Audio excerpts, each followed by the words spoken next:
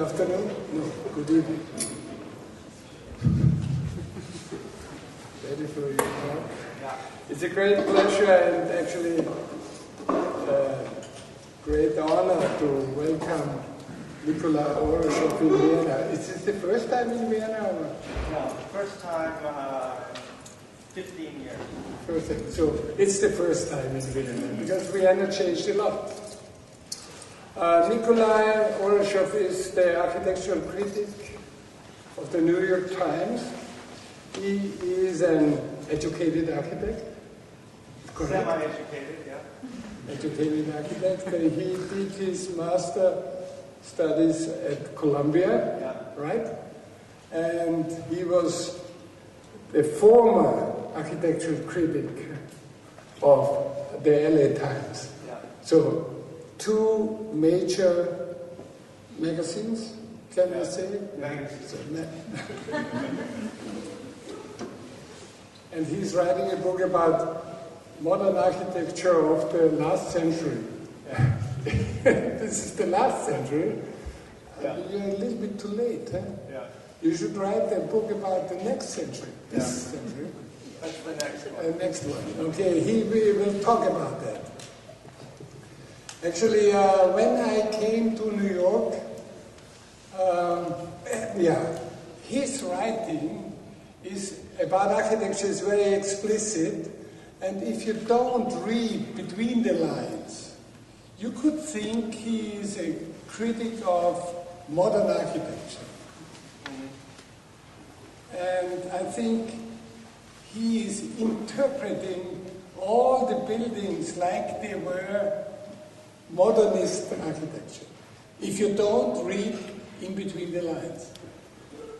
When I came to New York, I think 20 years ago, I had an invitation to have lunch with Philip Johnson for preparing the exhibition Deconstructivist Architecture. People told me, watch out, please watch out. There are two people in New York who can kill you. The one is Philip Johnson, and the other one is the architectural critic of the New York Times. So please welcome Nicolai Ouroussoff here in this place.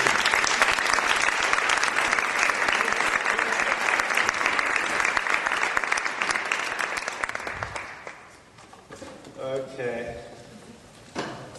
We promise not to kill anybody. I have no photographs or images to show you. I just thought I'd speak and read maybe to you because I'm a bit jet lagged to make sure I can follow my own train of thought.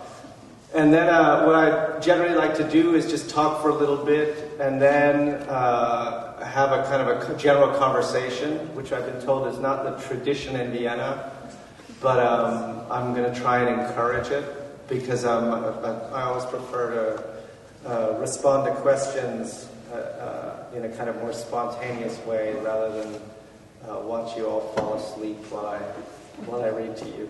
At least it kind of keeps you on your toes, keeps me on my toes. So I'll start by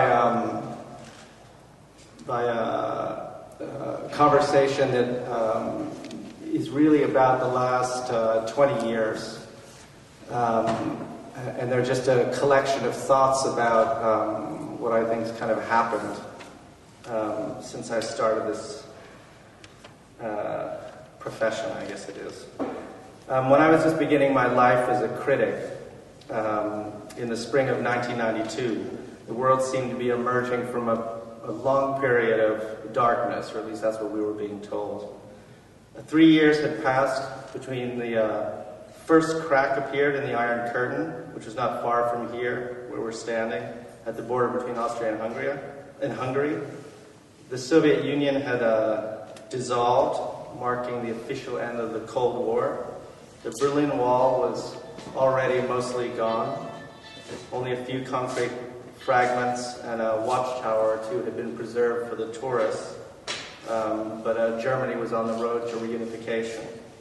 And across the Atlantic, where I was, Clinton would soon be elected president, marking the end of 12 years of Republican rule, and many of us hope to return to a more egalitarian vision of American society. In architecture, projects like Chumi's Parc de la Villette, Wolf's law offices in Vienna, Eisenman's Wexner Center, Koolhaas's Très Grande Bibliothèque and Jussieu Library, which were of course never built, Zaha's Vitra Fire Station, all designed in the late 80s and early 90s, not only represented a long overdue of a recognition of a generation of architects who'd cut their teeth in the aftermath of 1968, they seem to signal the dawning of a new era of creative and intellectual freedom, at least to me and my pals at Columbia.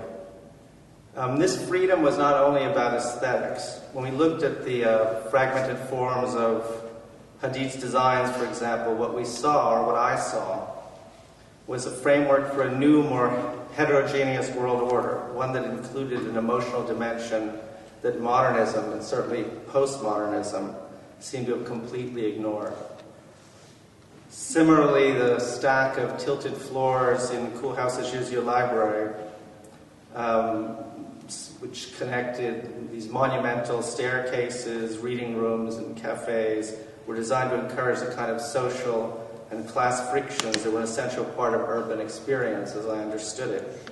Its fluid spaces were intended to suck Paris's street life up through the building and transform the visitor, as Koolhaas put it in his book, into a Baudelarian flaneur.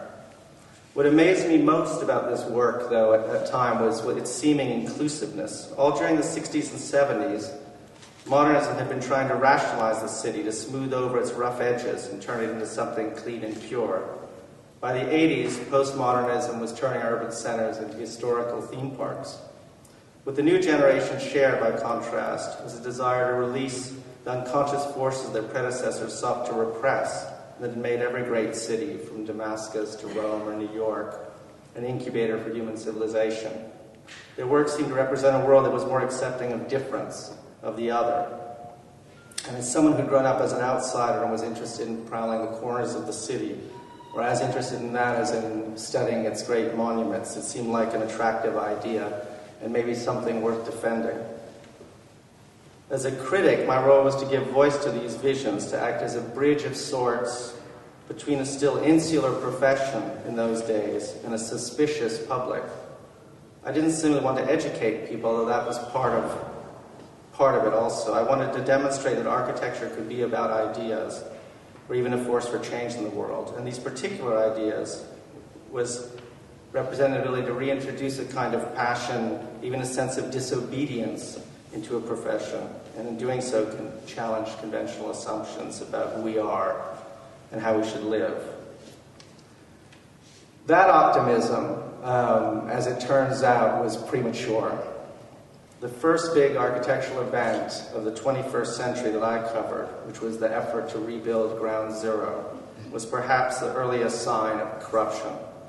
An obscene parody of an architectural competition, it reduced formal experimentation to kitsch, or worse, to a base form of government propaganda. The program, a gargantuan underground memorial surrounded by 10 million square feet of commercial space and littered with undefined cultural events, was grossly overblown in scale, and the resulting proposals became expressions of political and economic forces that were shaping the site. The chest-pounding jingoism, commercial greed, and political hubris. Today, even the Guggenheim Bilbao, which was a building of so much emotional power, supposedly, that it brought Philip Johnson's to tears when he first laid eyes on it, seems to have been an empty triumph. And at times it feels as though architecture, at least an architecture of ideas, has never been so under attack. Gehry is now regularly condemned as someone who placed the importance of his architectural statements above the needs of his clients. His new museums, we are told by a constant stream of bloggers and critics, are hostile to art. His forms are merely an expression of his own personal vanity and narcissism. And Gehry is not alone. Any architect who achieves a modicum of celebrity today, it seems, is now dismissed as a starchitect, a derogatory term that implies they are self-indulgent divas. Once again, the great challenges facing the world today, the social displacement caused by gentrification, the relationship between global warming and urban planning, or house the additional 2.3 billion people that will join the human race by 2050, are treated as beyond the grasp of these architects, who are still seen by many as aloof dreamers, whose abstract fantasies show little understanding of what is really going on in the lives of ordinary people on the ground. At the exact same time, we reached a point where those at the very top of the profession seem to work almost exclusively for global luxury brands or quasi-authoritarian states that treat architecture as a form of propaganda, a context where they're encouraged to be formally daring as long as they don't probe too deeply into sensitive social or political issues. Their hard-won formal freedom has even become a convenient tool for advancing the cynical agendas of developers who use the images of rebellion that architecture can provide to mask a social vision that is all about conformity, whether we're talking about the gentrification of existing cities or the creation of new self-contained worlds. Take, for example, Saadiyat Island in Abu Dhabi. In 2005, when Sheikh Khalifa bin Zayed approached Tom Krenz, who is the director of the Guggenheim Foundation in New York, it was with the idea of creating a Middle Eastern version of what Krenz and Gehry had accomplished a decade earlier in Spain. The new Guggenheim was to be 12 times the size of the Manhattan flagship, and they were given $600 million to spend on art to build a collection. Gehry's design, which is cursory glance looks like a kind of a chaotic pileup of translucent cones and children's building blocks, was organized around a cluster of first-floor galleries that represented key movements in Europe and the United States. Islamic collections would be housed 2 floors above, while warehouse-like galleries, which would spin out from this central mass, each were devoted to a different region, the Far East, India, and Africa. Yet the Guggenheim's curators, who are working out of an office in downtown New York, will have to build the museum's entire collection in 3 years, in time for the museum's scheduled opening. This frame that most people in the museum will regard as absurdly short.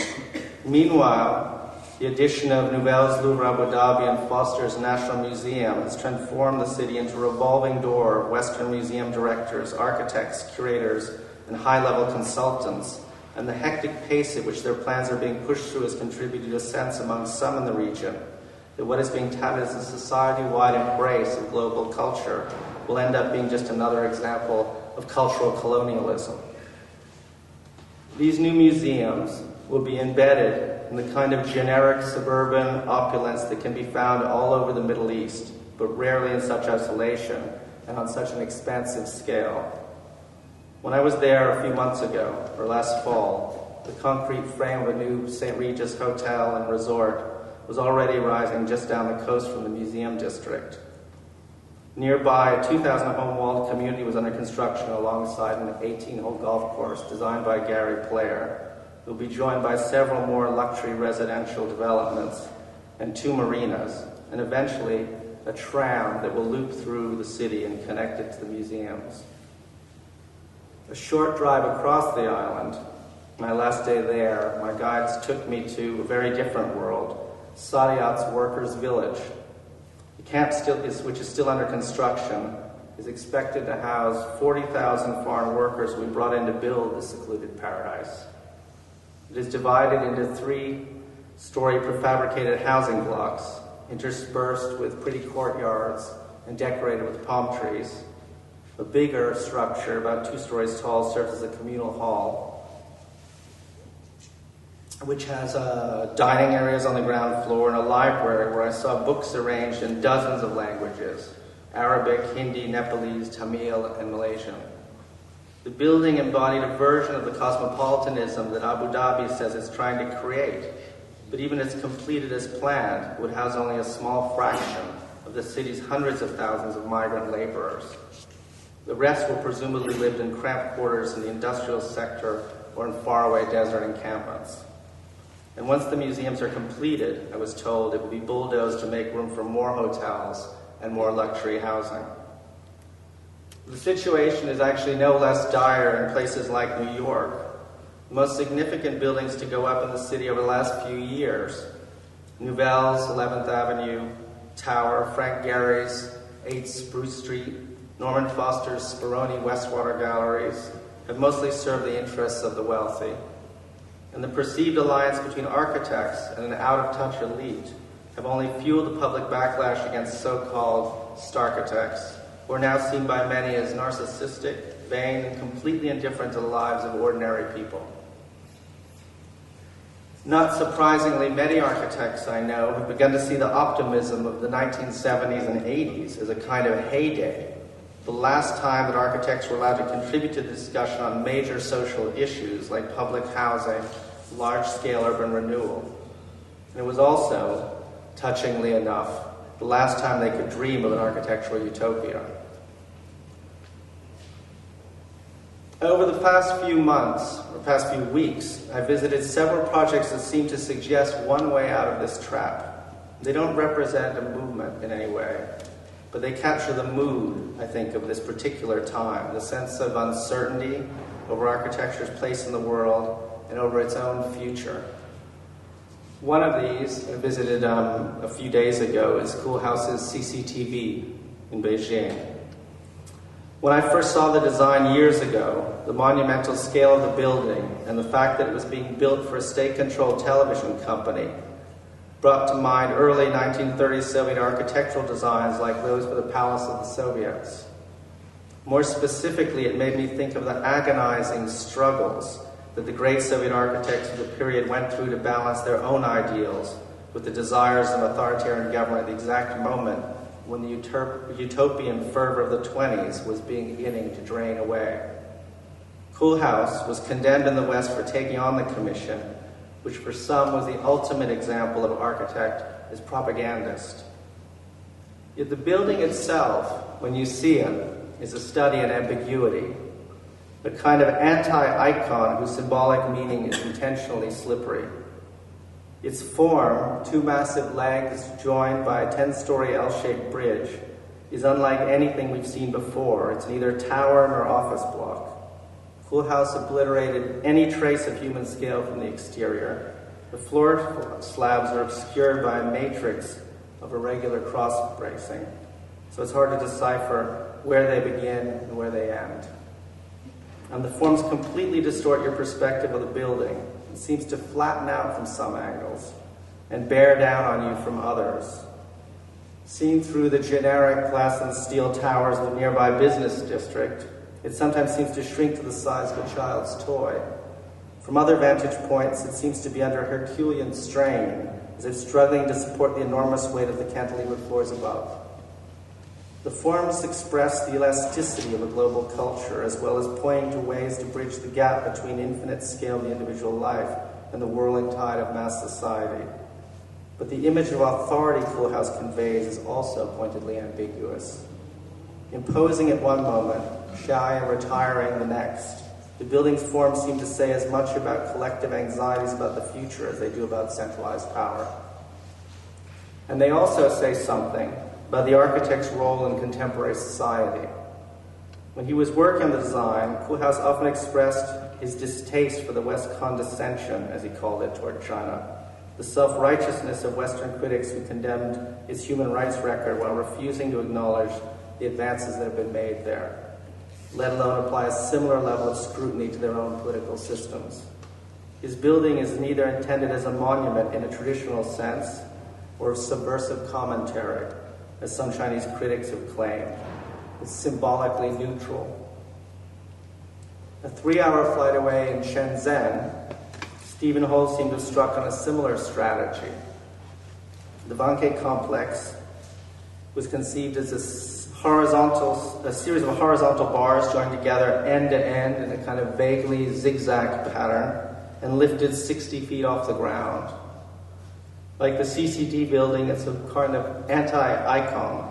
If you turned it up on one end, it would be taller than the Empire State Building. As it is, the building seems to have a tentative relationship to the landscape, touching it lightly in points and floating it above it freely at others. When you're underneath them, the forms completely disappear. And at ground level, Whole creates an undulating landscape of shrubs and wildflowers that join together, conceptually at least, with subtropical mountains on one side and the beach on the other. The program, too, is left intentionally ambiguous. The bar-like forms are intended to house a range of functions: corporate offices, exhibition spaces, hotel, residential apartments. But the interior layout is conceived as a continuous space with branches breaking off in various directions, so that, for example, if the corporate offices need to grow, they simply gobble up part of the residential space and vice versa. The third building that I saw recently that has, I think, a similar approach is Sana's Rolex Learning Center, which may be even a stronger example of what I think is exactly the same sensibility. Two undulating concrete slabs, one resting slightly above the other. From the outside, it appears as a relatively conventional slab building. Inside, the sloped concrete surfaces become a way to shape and divide space. There are no walls.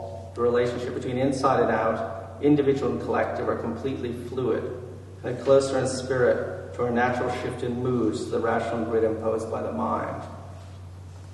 Holes are cut in the surface to let in light and create collecting points, like eddies in a pool, and raised platforms create periods of calm. What all three of these designs are striving for, it seems to me, is the creation of a more elastic architectural language, one that is somehow able to bridge seemingly incompatible conditions: the inner life of the individual in global society, man and nature, a need for privacy and a longing for community, all of them very old themes. But they suggest an unstable world, one that's anxious state of transition. And in all of them, ambiguity is presented as a strength rather than as a weakness. It's the ability to contain several distinct meanings at once that gives these buildings their poetic resonance. Still, something, I think, has been lost, a certain kind of optimism or hope about the future. We live in a world dominated by a single ideology right now, a particularly aggressive form of free market capitalism. It consumes everything in its path, and it seeks safety in the familiar. China, one of the few places that encourages genuine experimentation, places strict limits on what kind of experimentation it allows. And real theoretical work, the kind that is completely free of constraints because it aims to please no one, has dried up. The few remaining holdouts, people like Lebbeus Woods, for example, live on the periphery of the profession, mostly forgotten. The rest of us are in a kind of limbo. So I wanted to end or begin this in a way with a question. How do we regain that confidence? Where is a space for that kind of dream? And what form will it take?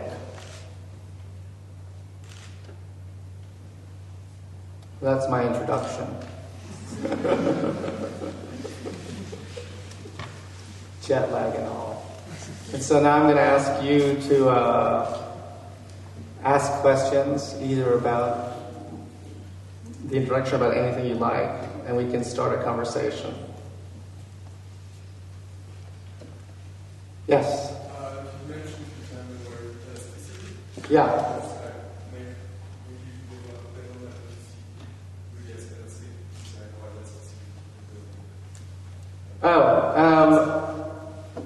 Well, I mean, this is where I think the question of ambiguity becomes interesting, because I think,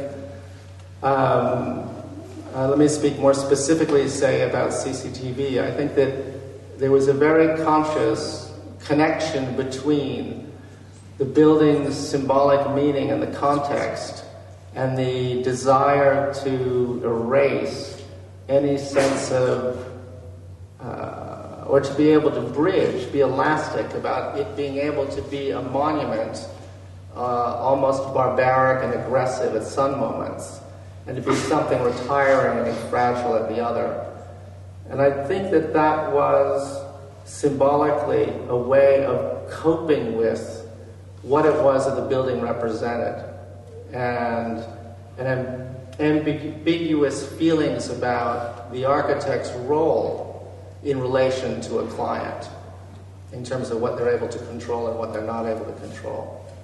So I think it's not just an aesthetic experiment, it's actually a reaction to the architect's own weakness, in a way, in terms of being able to shape an agenda, social, political, or otherwise. Which is why I think it made me think of the Palace of the Soviet competition, where everyone was struggling to both hold on to their ideals on one hand and adapt to a political situation that was changing every hour and becoming more and more terrifying. And most of those architects, I think, failed. If you look at the buildings they produced, like Melnikov with his upside-down pyramid, which ended up being a kind of almost a grotesque parody of a kind of Soviet collective system. And I think that all of that history was in his head when he was dealing with the scale of this building and what it represented as a kind of an apparatus of the state.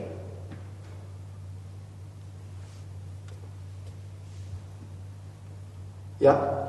Do you think it's important for a young architect to have some kind of view of past or present to develop his own, let's say, vision of what he wants to do? To have a kind of hero?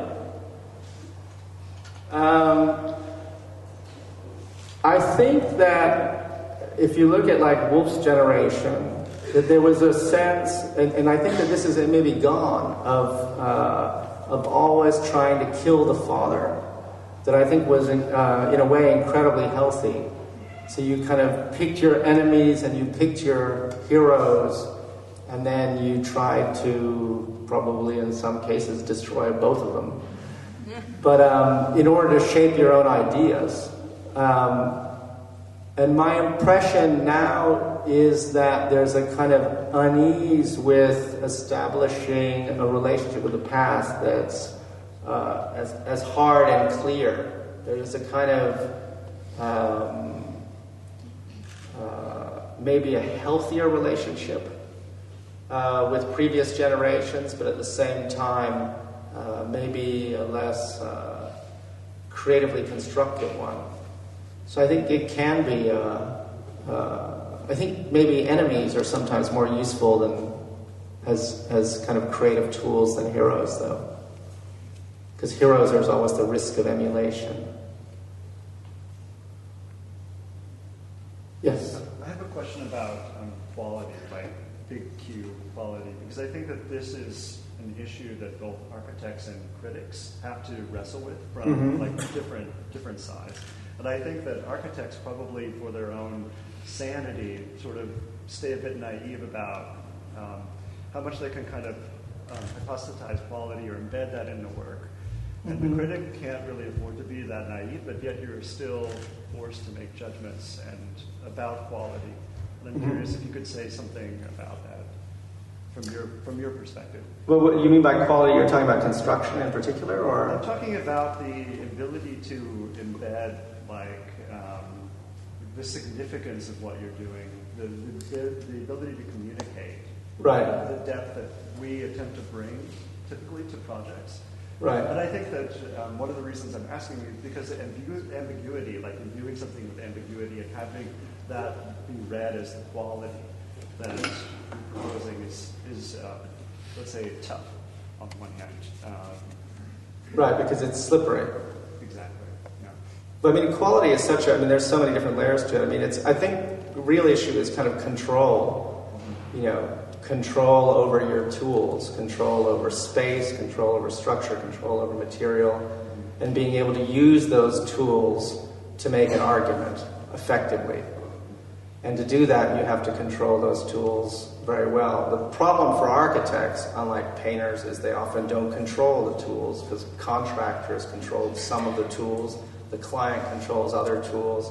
It's much more like filmmaking in the sense that you're maybe not even a director, depending on the relationship with the client, but you're trying to actually put other people in place who are there to, even sometimes in your own office, who are there to follow your argument through to its end. And often that process unravels, which I think is what makes it such a difficult art form. But I think it's really a control question. I don't know if that answers your question. Is that how you, when you're, let's say, evaluating the project, is that sort of on your checklist, let's say? Definitely. Even in terms of, there's the obvious ones, like just the quality of construction, understanding of story, but take a very specific example of two buildings. Hadid's Center for Contemporary Art in Cincinnati, and Diller and Scafidio's Contemporary Art Center in Boston. Both of them, when you look at them side by side, the ground floor plans have a very similar approach conceptually, which is you enter from the corner, then you move up into the galleries. In the Cincinnati building, those relationships are very fluidly and very carefully mapped out.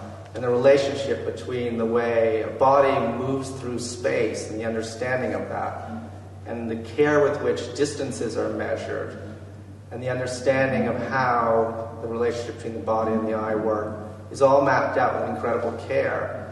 In Boston, you have a similar, they're trying to convey practically the same idea, but it's mapped out in an incredibly clumsy way. And so in the end, the building becomes, for me, not just unimportant, but then the argument becomes meaningless because that's the way you tell your story. It's like controlling language for a writer or moving paint around a canvas if you're a painter. If you don't know how to move that paint, if you don't understand what paint is, there's no reason to look at it for more than 2 seconds. So, I think that in the end is in a way the most important thing. But I think you need both. You need the argument too. You need a point of view, and that point of view has to be something that connects to people too. I'm from Philadelphia, and I just read your review of the suite of museums that were being upgraded, the Barnes Foundation, and I think you also brought in the Getty and one other.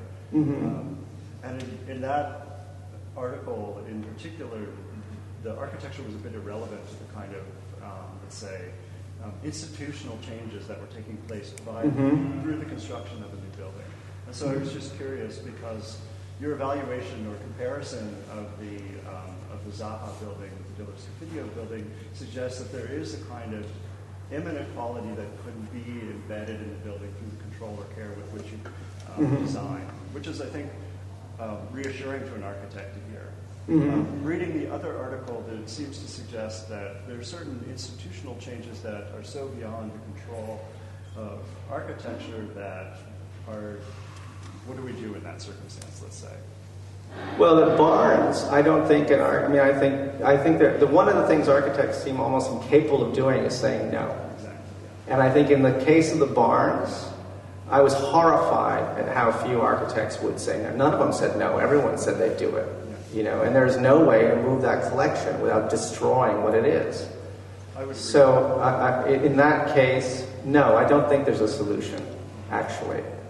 What I found interesting about those three buildings was this idea of turning an experience that was meant to be, that was so unique into this kind of drawn-out pedantic exercise, which just as an approach, what was striking to me was all three institutions did exactly the same thing. And they weren't talking to each other, and the Getty was finished 10 years before the other two started, or 5 years before the other two started, I guess, a few years before the other two started. But they all came up with the same conclusion, which is that somehow this had to be explained to people.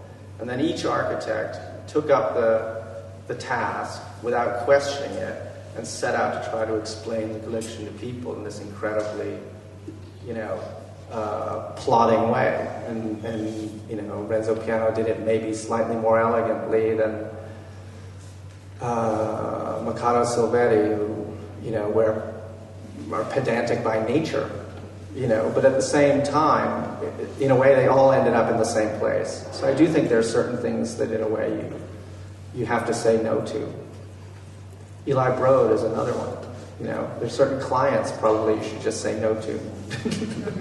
You didn't say no to him. He was my client. Oh, that's right. Yes? Well, you spent a substantial amount of time talking about Startiplex, or the kind of cultural problematic of the Startiplex. So, given the fact that you're the critic of the New York Times, how do you decide who you write about? Number one. Right. Number two, which I think is a related question, are you happy or satisfied with the way in which the architectural community is responding to the changes in the society, or the speed of the architectural community? Because you again started your lecture talking about Rem Koolhaas, and then you ended it with a building by Rem Koolhaas, and we're talking about 25 years, which is quarter of a century. Right. So, what do you think is your responsibility as a critic? Well, wait, those are three questions. The last one does a completely different thing. I mean, well, let's see if I can remember the first one. I mean, in terms of who I cover, I often... the thing I did, which was probably a mistake when I took this job, was I told my editor if I took the job, I'd have to be on a plane the whole time, which I now, in a way, kind of regret.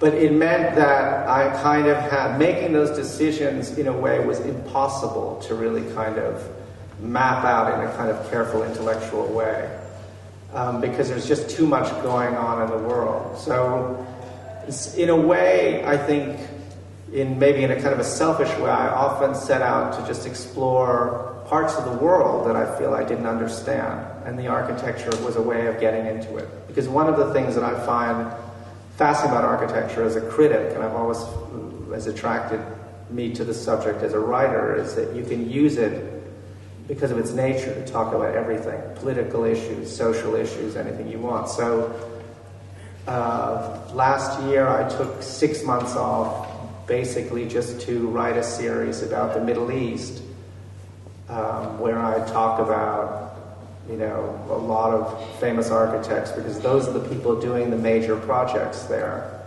And also corporate architects like HOK in Saudi Arabia. But the conditions of these projects is that one of the kind of things that made them what they are is that they basically went out hunting for 6 big names and said, we each want you to give us a building and put it on Saviat Island, for example. And for me, it was an opportunity to explore what's become a kind of a central reality of how cities are built today in that part of the world. So I didn't come back with stories about a young architect in Doha who was building an addition to his or her mother's house, although in a way I wish I had. But it's a question of just like how much you can kind of, I don't know if that's that's basically an honest answer. I don't know if it's a valid answer. There was a second part of your question. I can't remember what it was. I don't think there's an answer. I think the question is more or less related to kind of an anxiety that you also seem to have about the current status of architecture. Right. Well, the second part of your question was if architects are responding quickly enough to it. Yeah. No. I think that's, in my rambling way, the subtext of the little introduction is that no one's responding quickly enough to it. I mean, I think you're hitting, in a way, the nail on the head. Is that on the one hand, there's been this backlash that I think really misreads what architects try to do, and it has been often incredibly malicious and unfair to architects who have spent, and I think, also you have to put this in context of a longer history, that these are people who spent 15, 20 years working without building, and suddenly there was a sudden eruption where they were allowed to build quite a bit. But the rules changed, I think, underneath their feet. And the timing of what happened in 1989 and the fact that that's when this explosion happened, I don't think is a coincidence. I think the fact that you have basically a free market system that suddenly expanded across the world, and suddenly at the same time you have these architects who are suddenly being allowed to build these buildings, and those two things are actually intimately tied together. And I don't think the architects or the critics have figured out really what that's meant to architecture. Well, but also I think one other aspect of it is that the way that we quote-unquote consume architecture is very different than the way we consumed it, let's say 20, 25 years ago, because you talked about the kind of malicious response against the people who have dedicated majority of their lives into a very long-winded project that takes a lot of effort and time, but also the way that, I guess young people consume architecture is not necessarily directly through the critics anymore. Because let's say Zaha Hadid has roughly around 15 projects a year that is published in multiple websites, and everybody treats them as if they're already built because they're already in public. And that kind of creates a repertoire in a way, which allows us as the architectural community to judge those projects based more on directly. what we see, whether they're built or not. Right. And therefore, I guess that relates to my third question, which is about your role. What do you think is your role? Well, I think one of the things that has happened with the internet is that people, it's just so obvious, but they're responding to images, they're not responding to buildings, and the two aren't the same. So it's a very different thing. I think even as a student,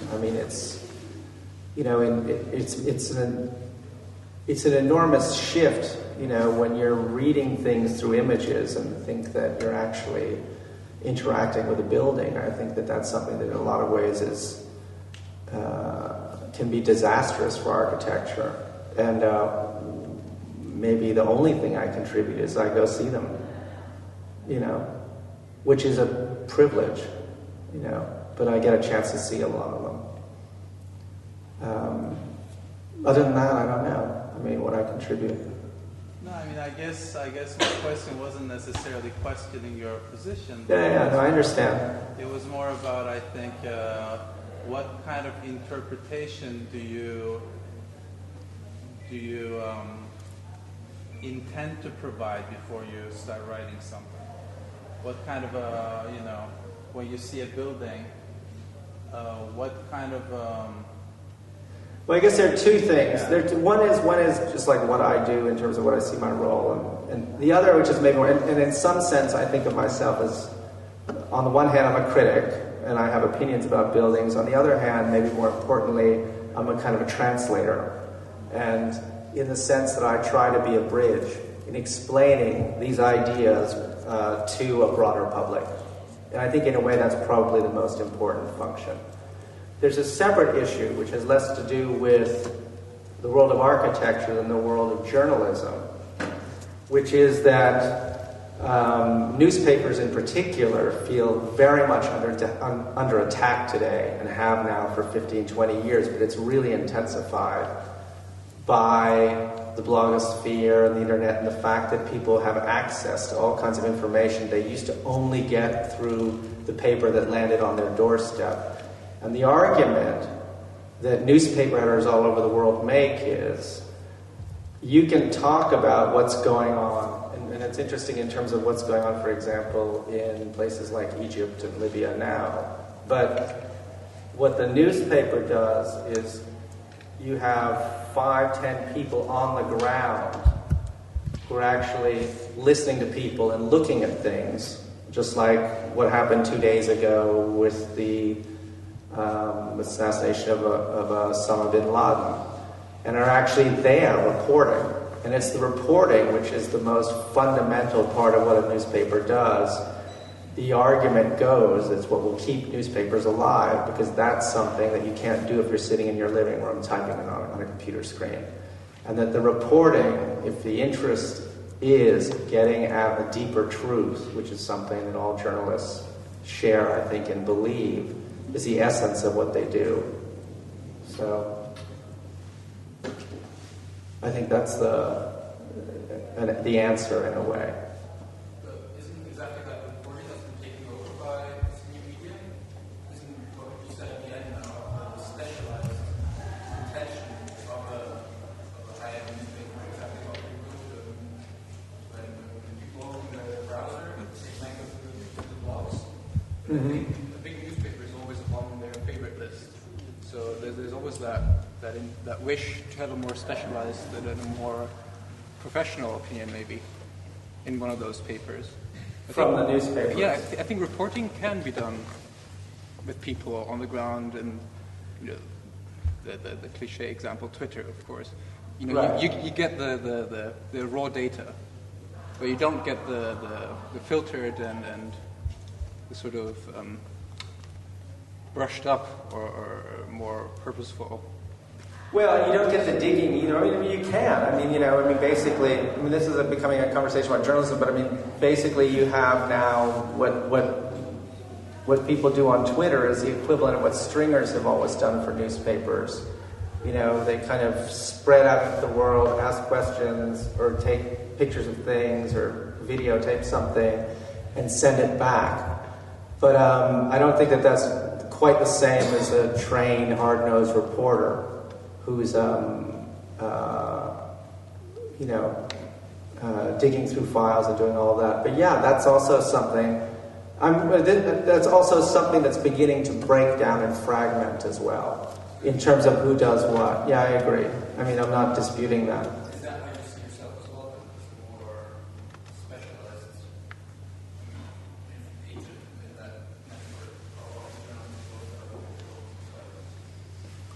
Yeah, in the sense that I think it's one of many different ways you can think about things or write about things or approach a subject. Yeah, it's more specialized in a way, yeah, I suppose. Do you see yourself as reflecting on building, or do you see yourself as teaching as well, explaining things, and if so, what do you assume as a sort of level of the entry level that you talk about?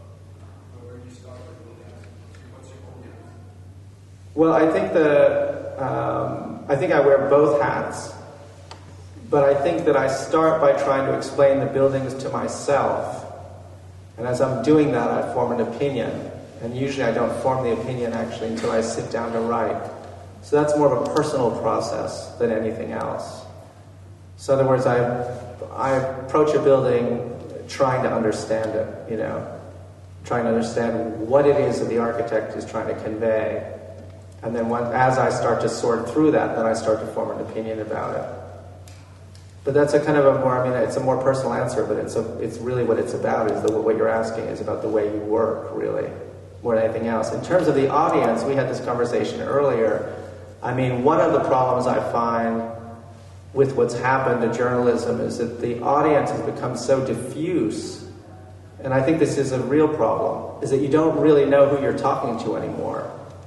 And I find that for me, and this isn't true of all journalists, it's easier to write and more effective, and I'm a better writer when I'm writing to someone. Sometimes it's one person, sometimes it's a group of people, sometimes it's whoever it is. But that keeping the sense of who your audience in your head is something that I think is very important to me when I write, and it's very hard to do in an environment where the audience is constantly shifting. And I find that something that's not positive in a way, in terms of that kind of fragmentation, because the conversation becomes less and less personal. Does that answer the question? Yeah, Nicolai, What is more important for you, the image, the picture, or the word? Or the word? The word. Oh, the word. How do you feel the gap between the power of the image and the power of describing anything? Well, there are two ways to do it, because the problem is that I used to really try to control the image, and in the sense that I used to always go talk to the photo editor and help them pick photos and things, but I tried always not to choose images because it strengthened my argument, but choose images because it, in a way, put the best face on the work. And then even if you're condemning it, you feel as though you're doing it in a way that's not manipulative. But that's kind of a mental trick you play. At a certain point, I realized I couldn't control the images enough, and so I kind of gave it up unless I saw a really horrible image, and then it just became about quality because it became a kind of surrealist game. It's, I mean, the headlines I don't write, the captions I don't write, and the pictures I don't choose. And so it becomes this kind of like exquisite corpse where the headline has nothing to do with what I wrote. The picture represents something completely different. And the captions make no sense at all. And that in a way, is something that I've decided to completely accept. And it's just a reality of working at a newspaper, and something that in a way is maybe positive. But it's the same like in architecture. Yeah, exactly. It's the same like the architecture. Yeah. You accept the kind of absurdity of the situation. And then you have a drink and you're much happier. That comes to quick. Yeah. Looking Yeah. for the argument. Yes.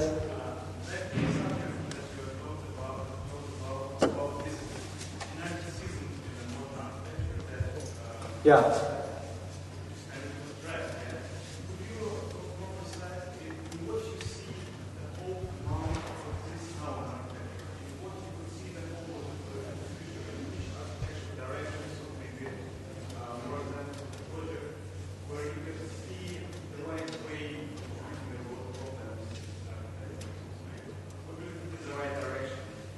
Oh, well, two things. One, in terms of the narcissism, I think this is also fed by the superficiality of is that these images get thrown out one after the other, and no one makes a distinction between, a project that Wolf does in Germany or a project that Wolf does here, a building that someone does in, Bilbao, or a tower that Gary's done in New York. Everything gets blurred together, and because it has some kind of emotive kind of angle, somehow it represents something narcissistic. I mean, any architect that I know who's serious at all, there's a point, just like in any kind of creative act, where the project, it's so not a narcissistic project in this process, in the sense that the project takes on a life of its own, separate from you and separate from the client. And the argument is with the clients, and you can tell me if I'm wrong, is that once it's kind of pregnant in that way, every step almost has an inevitability to it, and the architect is almost then just nurturing it, and defending it against the client. I mean, it's not, to me, a kind of a inherently narcissistic act. I think it's actually quite a generous act. And maybe in that sense, I've always, because I was trained as an architect, my father was an architect, have taken the side of the architect in a way that probably is my biggest weakness. But in terms of where we go now, I'm very confused. I think there are two kind of distinct directions. I think that there's a real kind of effort to flatten things out, smooth things over, and repress any kind of anything that diverges from some kind of status quo. And I think that's a big part of what this is about, what's going on. So anything to me that breaks out of the norm, I think needs to be protected and nurtured. On the other hand, part of me also thinks that we've arrived at a moment when the scale of what's going on, of building, is so big and so intense there's also the responsibility that the architect has to try to test their ideas in the real world again and again, and force themselves to constantly question what it is they're doing, and make sure that what they're doing is really connected to what's going on out there. It comes back a bit to what you were saying before. It's like there's this shift that's gone on in the world over the last 20 years, and people still haven't sorted out what it is. So, I think. Does that make sense? I think. Yeah. Yes? Try to keep them one at a time because I can't remember the second one. Yeah. So you describe a scenario in the early 90s, and when you say that architects then had an image or an idea of utopia, and the second part is, can or should architects have a sort of idea about personal or collective utopia? Oh, you mean in terms of subjective opinion? Yeah. Is that but I think that was part of the shift, right? Was that this idea of objective truth had completely fallen apart. And this is where killing the father, I mean, maybe Wolf should speak about this, not me, but I mean, I think, that there was a real sense that it was a reaction against a rational closed system, that then the first reaction against it was postmodernism, which was a complete retreat. And then there was a sense that we could continue the conversation without having to completely deny that the 20th century ever happened at all, which was what was so offensive and idiotic to everyone. Because the irony is that there's a sense of break, but at the same time there was a real sense of reestablishing continuity. That modernism had happened, and this is what we were dealing with, and that the project was not finished. But it was still a kind of a corrective, that it had been a closed system, and that it was going to somehow, that it had to be broken down and opened up. That it had to be more heterogeneous, that it had to be able to make room for outsiders, oddballs, all kinds of other things, and other kinds of people and things like that. So, so I think that's. What was the question again? Does that answer it? I can't remember. Whether sort of personal utopia is. Oh, that period. So I think that period was about that. It was about trying to pick up other threads, right, and carry them through. And I think. There was a kind of euphoria when suddenly, after working on these ideas for decades, they were accepted by a general public. And it's a period I think people forget just how euphoric that felt, that suddenly this work, which had been kind of being done in places like this, behind closed walls, and that was part of a kind of a subculture, was suddenly out in the world. And everyone thought that that was a really good thing. I mean, why wouldn't it be, right? And it turned into, in a way, a kind of a disaster. It was spun completely out of control. And I think that's really, in two words, what I was trying to say in my notes. And so how do you deal with that, when that kind of euphoria, all of a sudden you run up against a brick wall, and the situation you expected to find yourself in is something completely different, Is it possible to just keep doing the same work? I guess is the question. And that's an open question for me. Yes? You said that you are writing for specific people, two specific people. Are they answering you, or are you anyhow interested in an answer from them? Like, it's not if they call you and tell you what they think about your article, but do you see the change in their work after years, for example, after you wrote something? Well, I don't. When I mean specific people, it's maybe like a kind of person. It's not necessarily like I'm writing a story for you, although maybe it is sometimes. It's like, it'll be like I've had a conversation with someone and suddenly I feel like I'm trying to explain something to that person.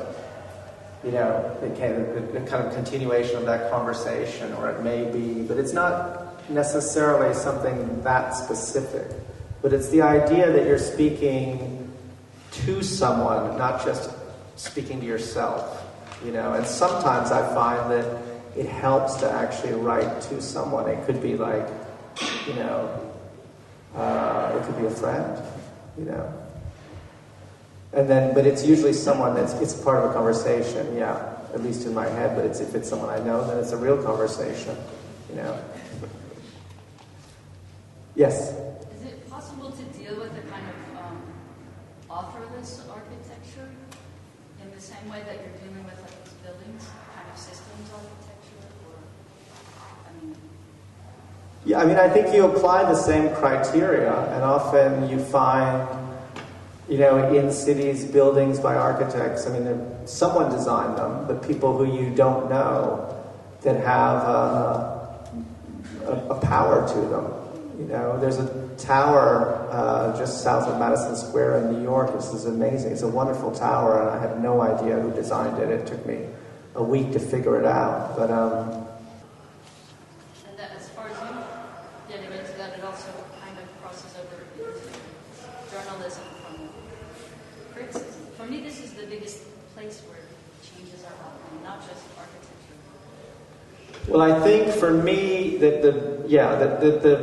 for me, the political and social changes and their relationship to the cities and the buildings that we produce is what's so fascinating, because I don't think architects can ever escape those forces. I mean, one of the things I found really fascinating about Ground Zero is that despite all the architects that were brought in and Libeskind's plans and David Child's towers and all the designs that were made, in the end, it is an absolutely pure expression of the complete corrupt intentions of everybody involved in that site. I mean, in a way, it's beautiful architecture, because if you look at it, you know, you see every kind of the commercial greed,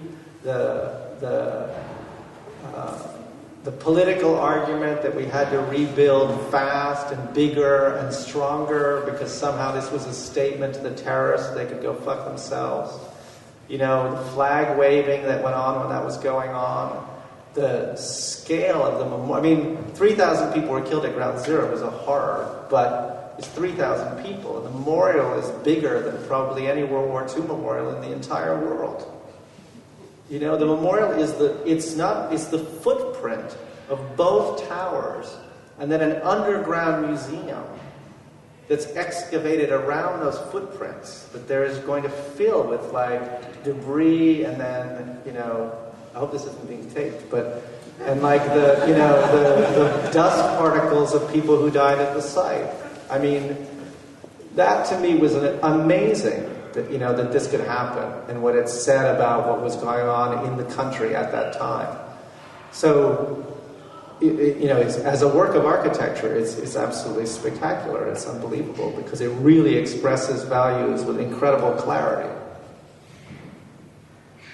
You know what I mean? And that's always interested me, the way architecture is able to do that. So, yes? How do you think the projects you write about, what parameters do you search? And you search for the new architect or the new architect? Can I rephrase that? Yeah. Do you kill architects, or are you trying to prevent someone from getting killed? I think I worry more about preventing them from being killed. Yeah. Yeah.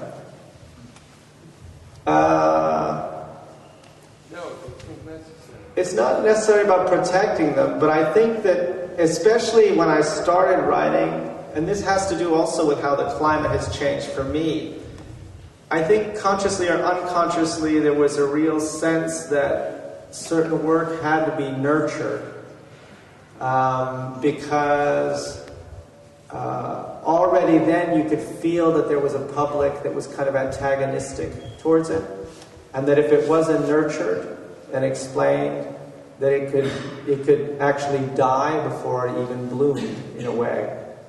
And I think that is something that kind of went through my head at the time, if that makes sense. So, and now it's a completely different, they're a completely different set of issues, you know. Do you think architecture is losing an interest of the general public because it's too slow?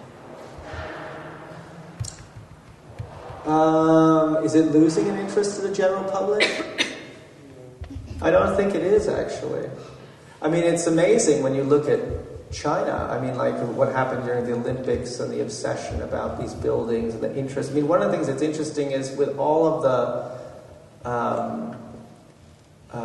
talk about the internet and everything else, you know, how these kinds of spaces become almost more critical than they ever were. You know, the symbolic importance of buildings like the Bird's Nest for China or CCTV or whatever. Or even if you look at what happened in the last few months in the Middle East, for all of the twittering that was going on, everyone had to go to the same square, which became not only symbolically, but I mean, people had to be together in a physical space. You know, that's actually how these revolutions happened.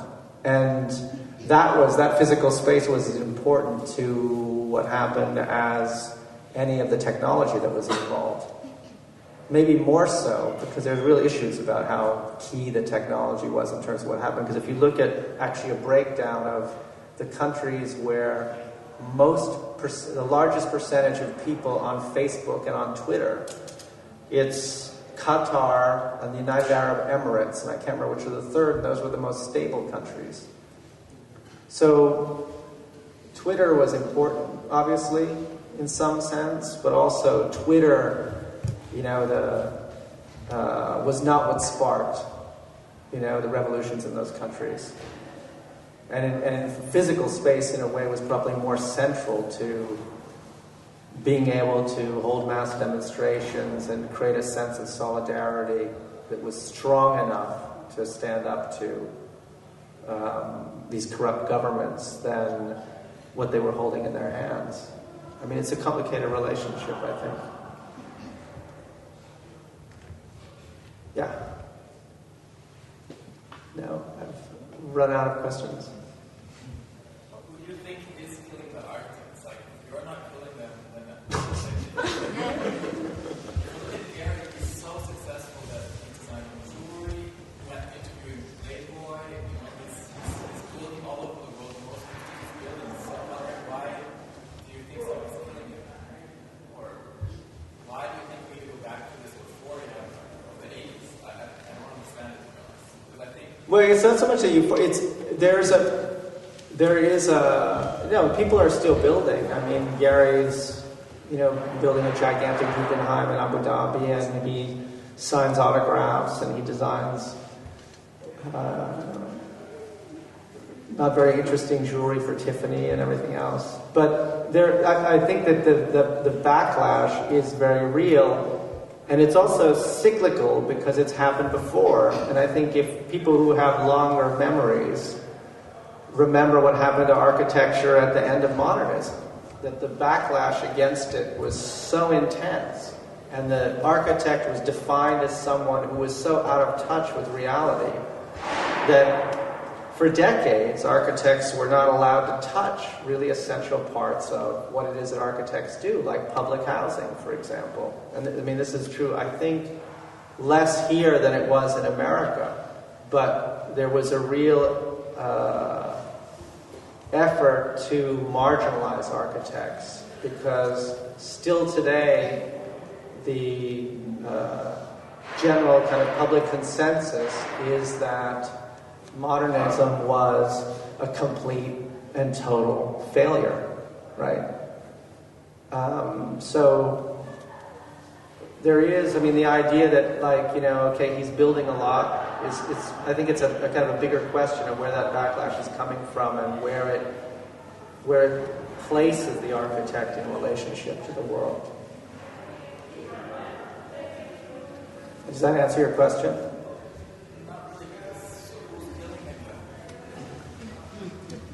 Well, I don't know. Do you feel that backlash? I think it's happening here. I mean, let's put it this way. Could you have done, you had said this to me earlier, could you do the law office project today in Vienna?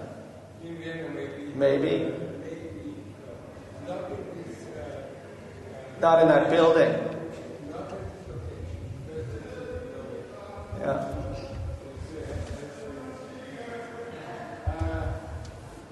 The problem is, the middle-sized or the small project, the big projects The large projects, they are really a problem because there's no client anymore. It's a committee of clients, and this is, as you know, there's no one who is in front of architect. Right. Everyone is behind the architect, and then he is lost. Yeah. In the laws and regulations and codes. Yeah. And to pick up an argument to get around these things is much too complicated. I understand by IoA or SOM or whatever these guys are doing. I understand completely what they are doing. Yeah. Because otherwise you are close to bankruptcy. Yeah. Try to fight this law of code. But on the other hand, I think right now, I have the feeling there's time for young architects to stand up and make a statement, not so much in the shape of, for shapes, for new shapes, but for a new design for life. I think I have the feeling, you can read that in the protest zones, against the train station, we are against this.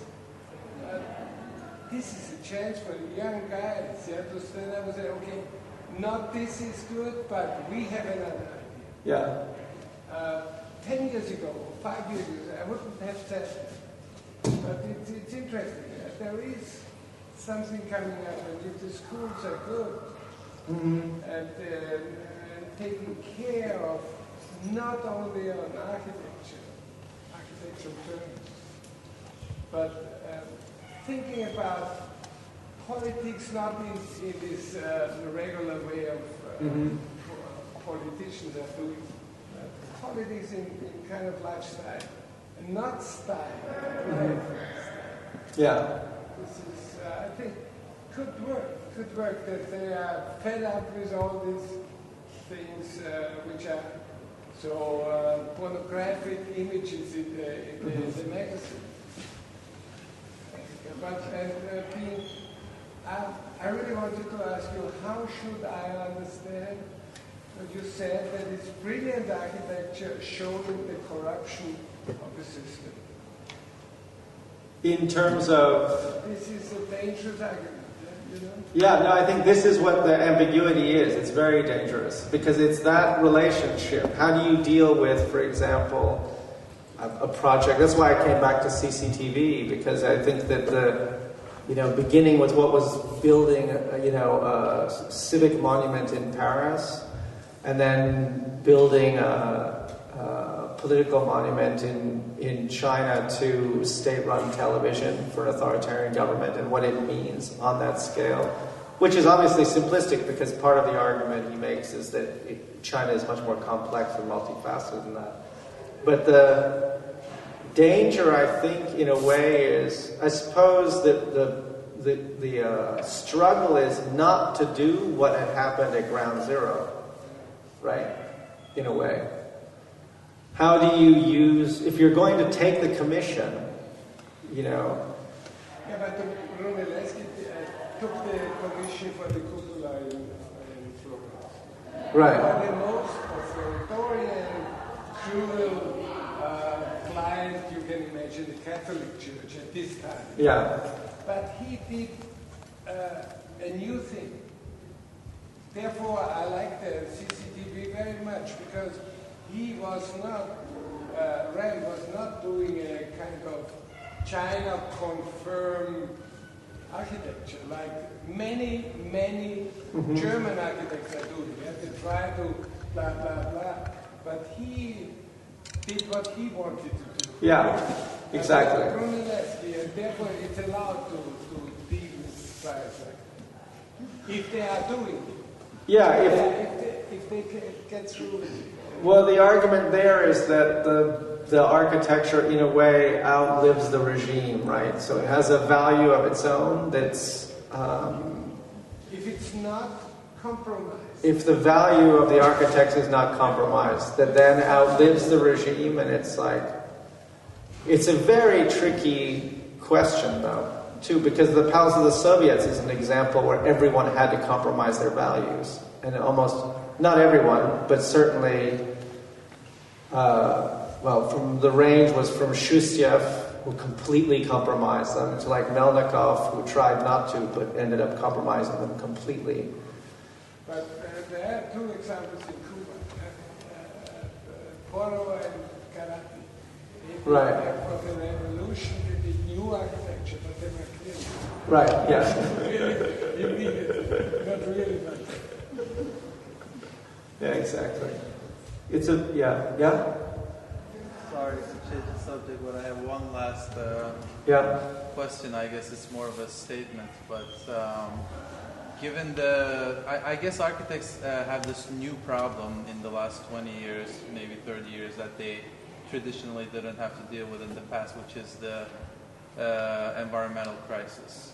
Mm-hmm. And one of the inherent questions about that is that the whole act of building or designing something interesting that is going beyond efficiency is wasteful. Mm-hmm. And that seems to be a major problem in a way in the current discourse of architecture as far as I can see. How do you think that architects need to deal with that issue? I think sustainability, honestly, is such a boring issue.